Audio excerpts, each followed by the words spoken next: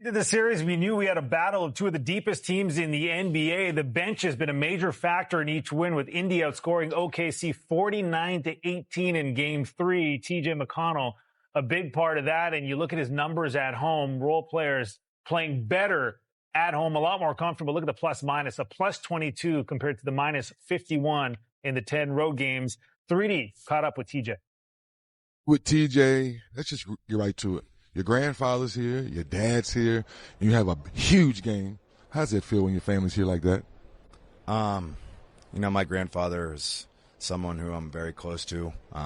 Come from like 20-something first cousins, so he's very loved by all of us, and he doesn't get to come to too many games. So the fact that he was able to come yesterday with my dad, my aunts, uncles, cousins, it was special. But something he would say is like, we got to move on and focus on Game 4, and that's what we're doing. Speaking of that focus, you've made it viral where playing hard is a skill. Explain to fans why they're so big for you and why you're so successful with it. I just think it's something like that can inject energy into a crowd. It gets your teammates going. It gets the crowd involved. And it gets yourself going. It's something that I've prided myself on my entire career. And it's something that I really work on in the off season, but just trying to do anything I can to help us win. Take the fans through how you prepare yourself. One night you may play 5 minutes, one night you might play 28 minutes, but you're always prepared for that. I mean, that's our job, as you know. Your number can be called at any time or it could not be called at all. Right. And that's just an opportunity for you to stay ready. And if you go out there and you have a mindset and you're not ready, who knows when your number's going to get called again. So it's all about just taking advantage of your opportunity and always staying ready when your number's called. I love the word opportunity. Tell the young defensive men and women out there in the world that picking up full court is still a skill and it keeps you on the court. Yeah, I mean, it creates pace, it creates chaos. Just trying to make the person across from you as uncomfortable as possible, and that's what I'm trying to do. Right. Rick Carlisle understands when he puts you in the game, the ball's going to move, opportunity's going to move. Why is that crucial to make sure you attack the paint?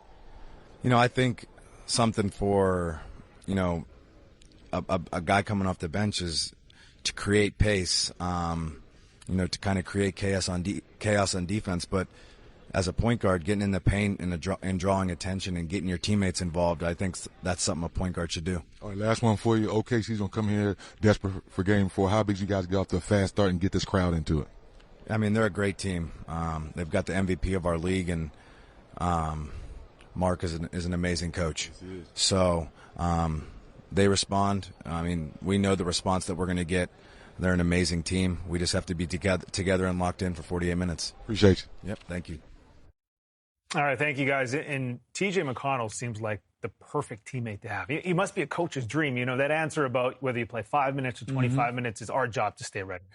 You've watched him over his career, and he's played the same exact way. He plays hard. But what I love about him, he's so disruptive, and he understands that he challenges, I think, his players the way he plays, and maybe not verbally. Nabil, what I mean by that is, how can you not play hard if you're out on the court and watching him play, whether you're on the court or on the sideline?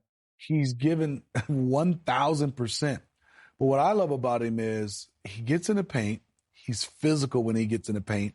And he does. He creates chaos offensively as well. He's always hitting people, and he's making the right pass. But defensively, I think he is really disrupting the OKC Thunder right now, even when out of bounds. Right. They can't get the ball in. I'm like, if you're a player, that's when you start to see the crowd gets into you.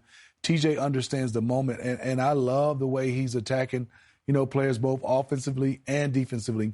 He feels like he's Shaq when he gets to basketball. He gets in there, he gets to bumping guys, great footwork, and a great feel for the game. Yeah, there's not a lot of guys in the league when they come in off the bench that have that kind of impact where you change the way you play around a guy who comes off the bench. You know what I'm saying? Whereas when TJ comes in, there's a style he plays that works. And when it's going, it's super effective. And to your point, as far as the defense, 5 steals in that game. That was huge. And not only that, you see a lot of guys catching the basketball and they're looking for him. I mean, he's having those guys think. He's throwing them off their timing. And what I love about him is toughness, his tenacity, and he really gets the crowd going. And as a teammate, you said it. There's no way you can't play hard. And what I love about their bench, Mathurin, we understand is going to score. But Obi Toppin, to me, has been the key to this series. He's played some big minutes. He can get out on a break. He's knocked down to 3. But he also is one of those guys, because of his jumping ability, can make sure that guys change their shot. And TJ McConnell, unorthodox shooting ability, but boy, can he play. I love the way he's playing, Matthews playing. Their bench is doing an excellent job. And I think a guy doesn't get a lot of credit. Ben Shepherd is another guy that's guarding Shai Gilgeous-Alexander. He's getting about 16, 17, maybe 18 minutes. And he's making the most of it. He's played well. Yeah, he didn't play much in the last series, kind of played more towards the end of the series. For him to be in this position and having this impact, again, very, very impressive. There's more to the Pacers story, including Pascal Siakam, who was aggressive from the start in Game 3. Spicy P is up next at the podium. All right, welcome back. Let's check in with Pascal Siakam. First question, straight ahead. Hey, Pascal. I feel like in Game 3, the box score doesn't really say enough appreciation to your game. You had 4 assists, but it seems like you had a lot more finding success, passing out of that low block, getting a lot of those hockey assists. What did you see from your guys' offense that allowed so much more cutting and so much more action around the rim compared to the first 2 games?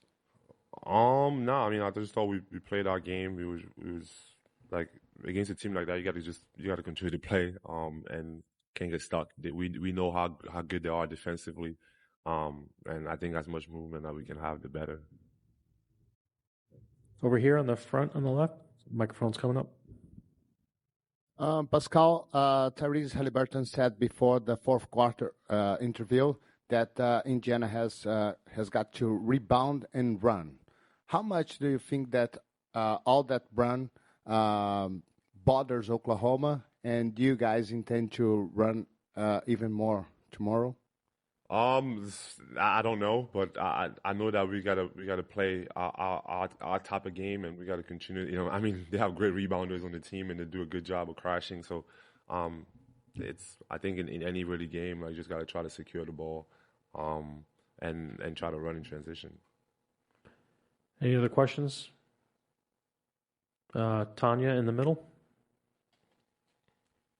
Pascal, Tanya Ganguly, New York Times. Tyrese was just talking about how much he asks you about your finals run and what that was like. What kinds of questions is he asking? And he said you might be getting annoyed with him. Or are you? Oh no, I'm not annoyed with him. That's funny.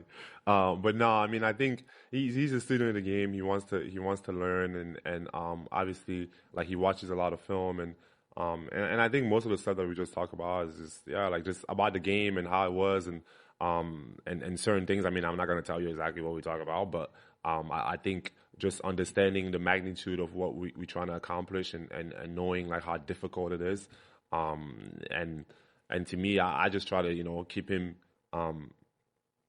just level-headed, and understanding that like there's going to be times where it doesn't go as planned, and we have to find a way to overcome that. And to me, like I said, the best advice I can give him is just to, this thing is a long series, and I mean, being in the finals is a lot going on. So try to focus as much in the game as possible. One in the middle, second row.